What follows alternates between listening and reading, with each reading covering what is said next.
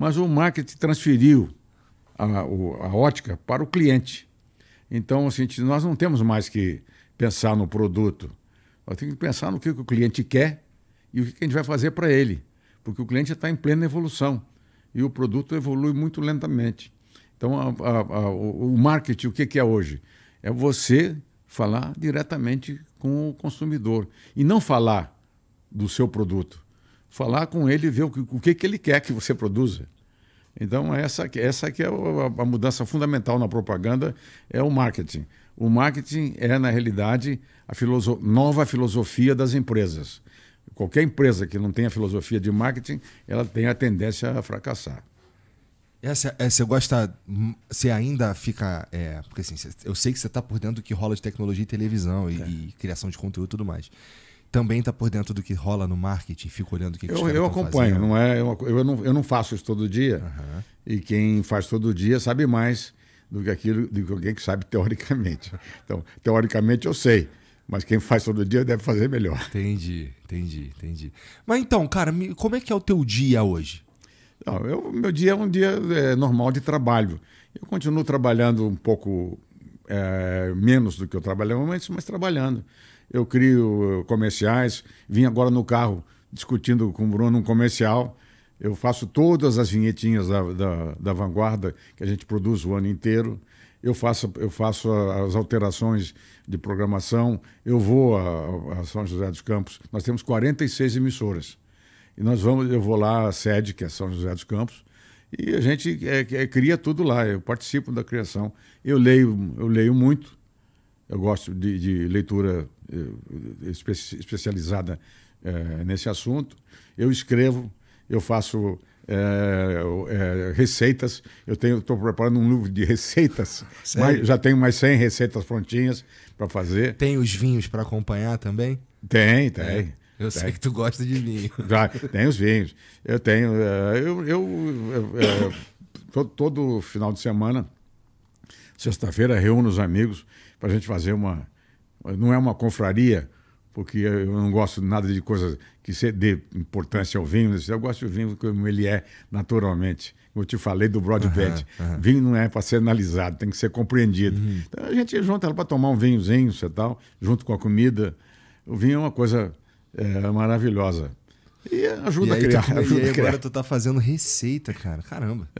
Mas eu já tenho 100. Agora eu sempre me socorro do Bruno, porque como a memória é meio assim, como é que é esse troço aqui? Ele sempre me ajuda. Entendi. O Bruno é importante nesse negócio. Entendi.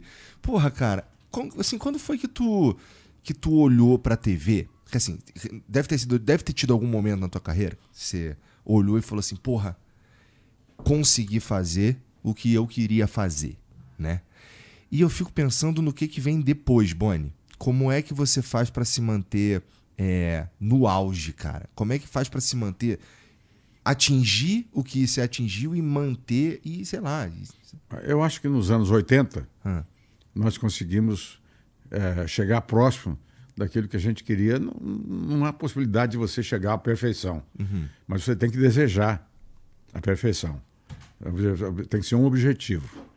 Mas isso te fazia um cara difícil de trabalhar? Contigo, você era perfeccionista demais e os caras ficavam chateados? Eu tenho várias historinhas desse tipo. Então, tem o Tarcísio Meira, ele até deu uma entrevista sobre isso.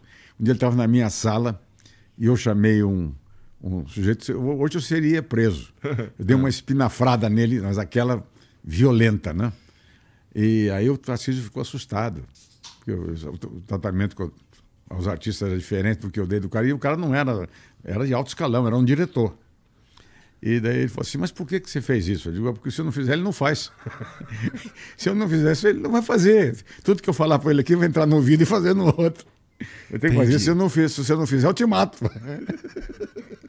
Você estava contando, nos anos em 80... Em 80 nós conseguimos atingir uma programação que era uma programação eclética, que a gente tinha de tudo. A gente tinha uma novela espetacular, um jornalismo espetacular, nós tínhamos um esporte espetacular. Quer dizer, as novelas estavam no auge. Então, era o de frente de tudo isso, né? Claro. Tu que estava à frente de tudo isso. Porque Não é muita responsabilidade, como diz aquele, me tocou, né? Então é o seguinte, quando eu fui para a TV Globo, inicialmente eu iria para cuidar da produção e da programação. Eu ia produzir e programar. Isso aí já era um trabalho muito grande. O Walter Clark te chamou, não foi? Quem me chamou foi o Walter Clark. Foi fácil de te convencer? Não, o Walter, a gente já tinha um entendimento muito grande desde a TV Rio. Tá. Eu já tinha trabalhado com o Walter na TV Rio. E eu tinha dito para ele que se eu fosse para algum lugar eu ia convidá-lo. E ele me disse, se eu for para algum lugar eu te convido. E eu estava naquele momento aguardando a inauguração da TV Bandeirantes, que estava atrasada, prontinha tudo para colocar no ar, mas como os custos eram altos, o João Saad estava aguardando um momento propício para poder entrar no ar com a Bandeirantes. E eu estava esperando aquilo, como aquilo não saiu, eu fui trabalhar com o Walter na TV Rio, em 1963. E aí o João me chamou de volta, porque disse, vamos agora inaugurar a Bandeirantes. Eu vim, mas não inaugurou. Então eu que coisa. aceitei o convite do Telecentro, da TV Tupi, para tocar a TV Tupi, que foi um êxito muito grande. A primeira programação nacional que se montou e que só não foi à frente porque os afiliados do condomínio acionário não pagavam a conta. Então é o seguinte, você produzia um programa, isso é interessante. Você produzia os programas todos aqui, novelas em São Paulo e shows no Rio de Janeiro, entregava para o Brasil inteiro. E, por exemplo, a televisão associada de Brasília ou de Recife tinha que fazer o pagamento daquele programa que eles recebiam. E isso era um condomínio acionário dos diários associados. Então é o seguinte, simplesmente eles não pagavam. Então, aí não dá, né? Aí morre. A novela de sucesso, várias novelas que o Cassiano produziu, com o Sérgio Cardoso e tal. Naquele tempo, o Benedito Rui Barbosa estava na Tupi com a gente, estava uma quantidade absurda. A Chico Anísio estava com a gente, o Moacir Franco, Flávio Cavalcante, Bibi Ferreira. Então, naquele momento, nós tomamos conta da audiência por alguns meses. E o dinheiro não veio. E os artistas não recebiam. Então, o condomínio acionário desmontou. Mas foi muito importante, porque quando eu fui para a TV Globo, nós estávamos montando um esquema, a Globo produzia, fazia programa, entregava para os estados e eles nos pagavam. Eu falei assim, isso não funciona. Eu acabei de sair do esquema que quebrou. Negócio assim, agora nós temos, como é que vem fazer isso aí? Nós temos que vender para o anunciante, ficar com o dinheiro da venda e dar o troco para o galo lá de baixo. Ao contrário, em vez de eles nos pagar, nós é que vamos pagá-los. Porque nós temos que ficar com o dinheiro da produção e o que sobrar do dinheiro da produção, a gente divide com o resto do Brasil. Esse esquema foi montado, quem montou foi o Walter, junto com o Zé Otávio de Castro Neves, e eles montaram esse esquema e foi o esquema que salvou a TV Globo e foi o esquema que permitiu que a gente tivesse recursos financeiros para colocar em prática o que nós planejamos, não só as ideias, mas os planos gerais para a gente montar essa rede.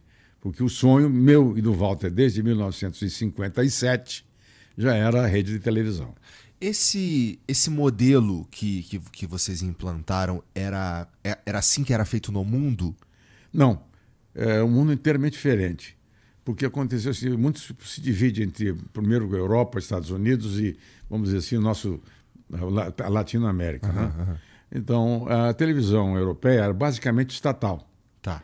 Porque pertencia aos governos e os governos produziam seus próprios programas e exibiam. Ela tinha uma função muito mais voltada para a parte educativa e política, informação, do que de entretenimento. O que existia na televisão americana? A televisão americana adotou o seguinte modelo. Ela produz jornalismo, faz toda aquela parte de esportes e não se mete em entretenimento. Ela compra de Hollywood. Tá. Porque Hollywood estava pronto, capaz de produzir, enquanto aqui nós no Brasil não tínhamos nada. Entendi. O cinema do Brasil não existia. E até hoje ele caminha com dificuldade. Então, naquele momento, teve que se criar uma coisa diferente. As únicas emissoras do mundo, que são as emissoras latino-americanas, são as que produzem seus próprios programas. O resto é produção independente. Então, só o Brasil tem um modelo em que você é produtor e, ao mesmo tempo, exibidor. Não, a atividade de produção no mundo inteiro é uma coisa, a atividade de exibição é outra. O americano vai lá e compra um programa lá da produção de Hollywood, da Metro, ou do que for, e vai exibir aquilo. Ele não vai produzir, ele não tem elenco, ele não tem orquestra, ele não tem diretores, ele não tem escritores. Isso a televisão não tem. Ela é simplesmente um veículo de exibição. Uhum. Então o Brasil é um modelo único desse troço. E ele foi pioneiro na América Latina, porque os outros copiaram o Brasil. Não tinha produção na língua. Não é que tinha produção em português só, não tinha nem dublagem de filme, tinha naquele tempo. Então foi necessário que a televisão, baseada no circo, no teatro e no que tinha um pouco de cinema, montasse a sua própria programação. E esse modelo ficou assim. Eu quis acabar com ele, já no finalzinho, porque eu comecei a criar os núcleos de produção. Tá. Porque eu queria transformar cada núcleo numa produtora independente.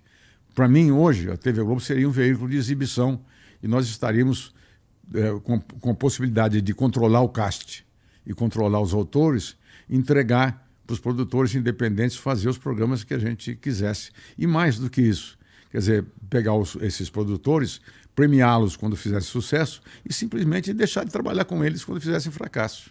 Quer dizer, existiria uma possibilidade maior de você renovar e de responsabilizar diretamente o produtor pela qualidade e pelo sucesso do evento.